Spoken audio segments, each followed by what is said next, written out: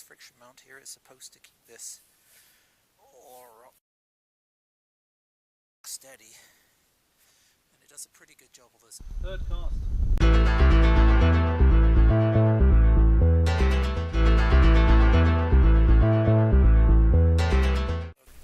Hello Blue Marble Riders. Well, I'm a self-deprecating sort of fellow, so I decided to do this video on one day that I went riding last week that consisted of extreme fails in every single department. It's not like I hadn't tried. The day before, I had just received 3 new microphones with adapters, because you know, if you have a GoPro, you've got to have an adapter.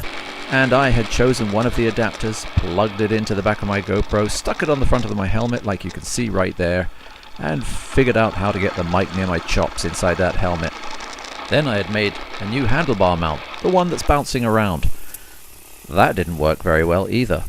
But I could handle all those fails because the pièce de résistance on the back of the bike was going to be a third-person tripod mount that I had spent literally hours designing, cutting, gluing, and generally fawning over, was absolutely crap. In fact, it was so bad the damn thing swung around and clocked me in the visor several times. The idea behind the third-person mount is to get some interesting views as if I've got some sort of drone flying behind me. But there's always a silver lining, and I was coming out to do some fishing and thoroughly looking forward to it. And I had my trusty GoPro with a skeleton back to record with. No problems. But quadders and ATVers, they come out and they make beautiful places like this. Rustic, yes, but beautiful. And they've put this together right out in the middle of nowhere, the Canadian outback.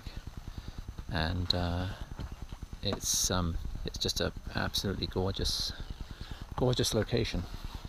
And out here on this is a dock, and this dock actually can be detached, and there's a place for a motor mount on the other side there, you can see, and you can literally take this out and anchor it anywhere in this little lake, tiny little pond really, and catch something.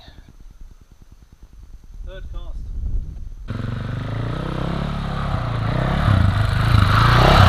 And with more wobble than cellulite in spandex, I give you my third-person mount.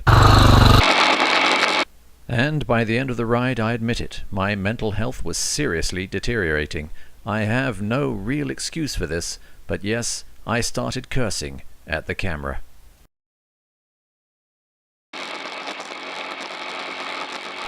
Out of what must have been a few hours of recording, this is about the only 2 or 3 minutes of barely usable footage that I can get out of my handlebar mount, where I was on a relatively smooth road as you see, and there wasn't too much wobblage, as I'm coming to call it. That's gone too. Maybe I'll use that on my laser dinghy. I often tune in to RJ's YouTube channel and his daily observations as he filters through traffic in London, like I used to, and I often look at it and think, thank God I don't live there. But here I am, with my own commuter, Miss Daisy, in a quad, full of people, not moving over. My God, what is it coming to?